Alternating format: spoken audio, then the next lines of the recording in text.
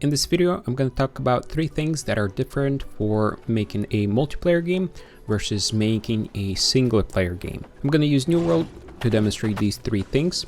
And the first big thing that I'm going to talk about is delay. So in single players, of course, you don't have to worry about delays, but in multiplayer games, since you're playing with other players, delays are something that you really have to focus on. And for this game, in the corner, you can see the delay that we're having here.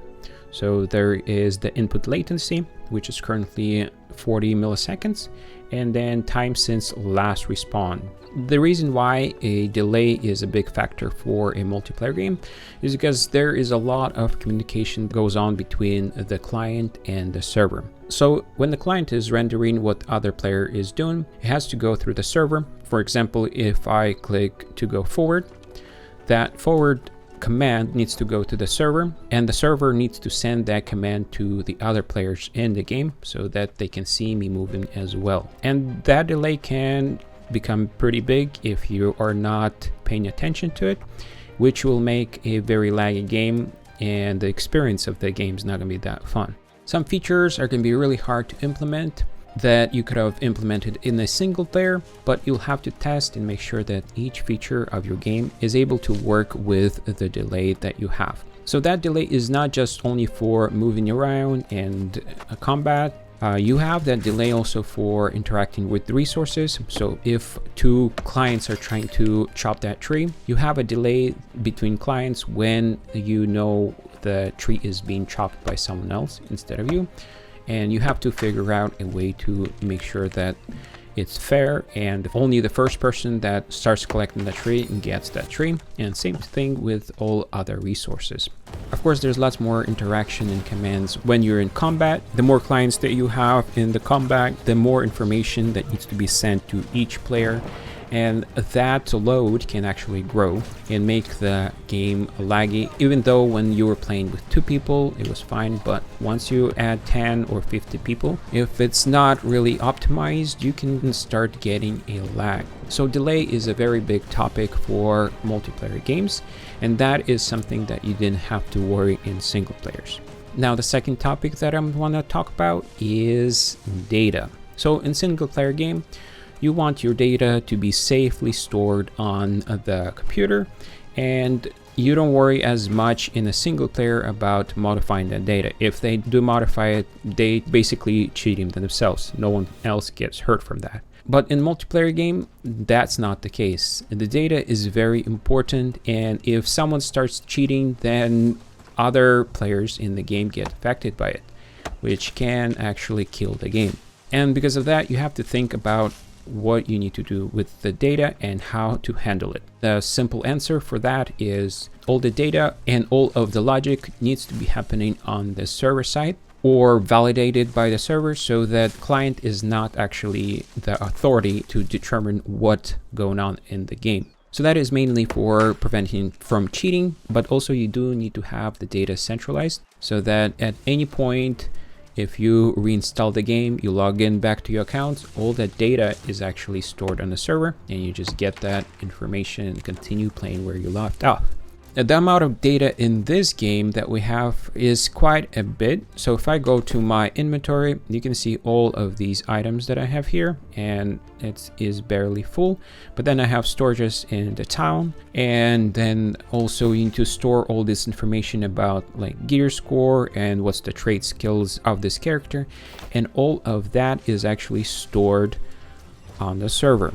And you can't really send that data each time you need it. So you need to actually optimize as well at when you request it, when you need to request it, and when you can actually use a saved copy of that data, and when you need to update that data. So for instance, if I go into town, and I'm not going to look at the storage, but I'm going to go to the trade post.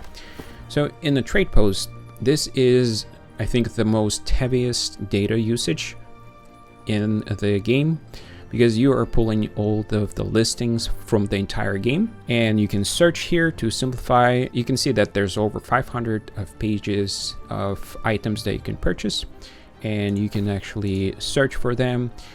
And you can see there's a slight delay before the items appear because that data needs to be requested from the server, and then once we got the data, it populates it. Any searching that you do, all of that, it creates requests to the server, and the server returns this data.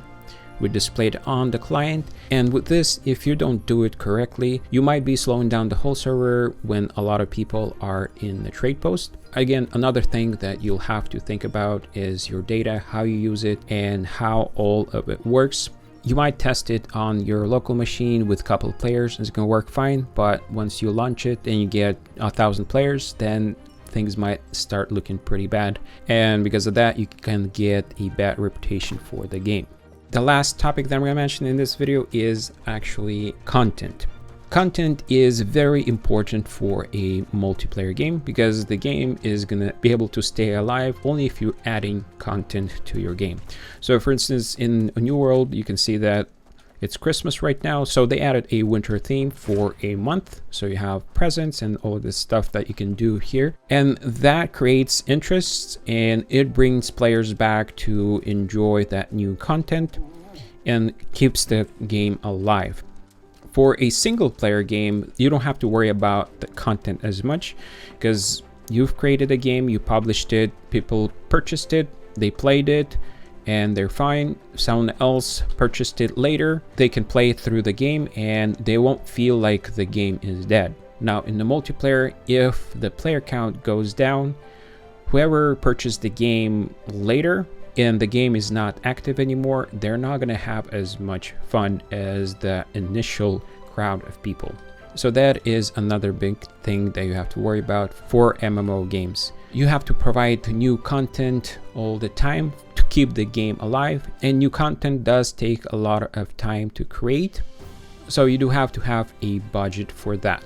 Of course, there's lots more difference between the multiplayer game and single player game. There's topics on the social part of the game, so communication, you have chat, you have voice and friend system, group systems, the clans or companies. All of those features are available for multiplayer games, and they do take more time and resource to create them and have them running smoothly. But those three topics are the main ones that I wanted to share my thoughts on.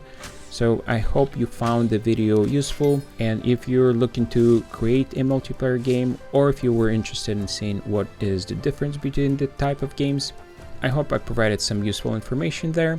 And if you enjoyed the video, click on that like button, subscribe to my channel for more content, and I'll see you in the next one.